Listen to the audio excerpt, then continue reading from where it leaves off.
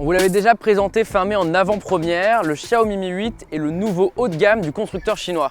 Avec celui-ci, la marque veut rivaliser avec Apple, Samsung, Huawei, avec tous les grands constructeurs et veut montrer son savoir-faire en matière de smartphone. Nous l'avons testé. Esthétiquement, le Xiaomi Mi 8 ressemble à un iPhone 10, c'est-à-dire que la marque chinoise est restée fidèle à ses habitudes et s'inspire de ce que fait Apple pour ses propres produits. Donc évidemment, on a un écran avec une encoche de même forme qui contient un système de reconnaissance faciale. Nous avons un écran OLED de 6,21 pouces. Nous l'avons mesuré au laboratoire et il se trouve qu'avec une luminosité de 483 candela par mètre carré, il est bon sans réellement être exceptionnel. Après, au niveau du contraste, c'est de l'OLED, c'est très bon et donc le noir est vraiment noir. Au dos, on retrouve du vert proposé en noir, en blanc ou en bleu, ce qui donne un aspect très premium à l'appareil.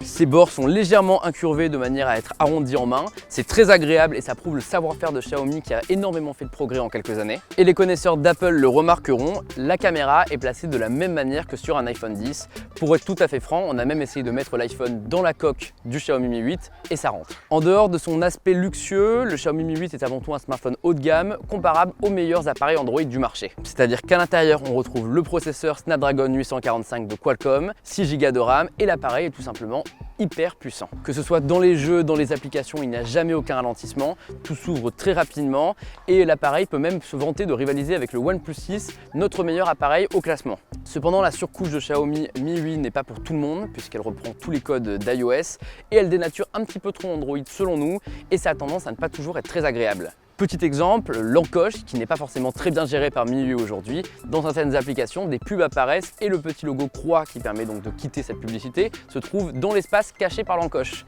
Résultat, impossible de la fermer. Espérons qu'Android Pay qui gère nativement les encoches améliorera ça à sa sortie sur les smartphones Xiaomi.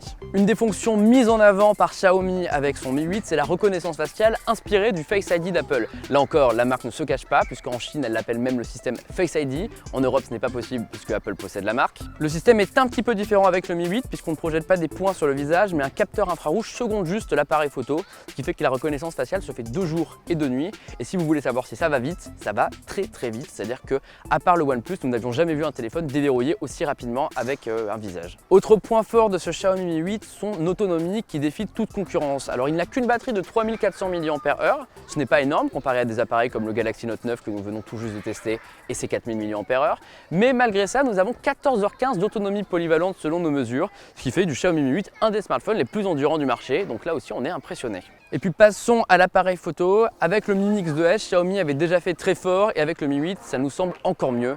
Avec un double module caméra de 2 x 12 mégapixels, alors il faut savoir que le deuxième capteur sert de téléphoto et permet d'avoir un zoom optique x2, et bien le Xiaomi Mi 8 est tout simplement très bon.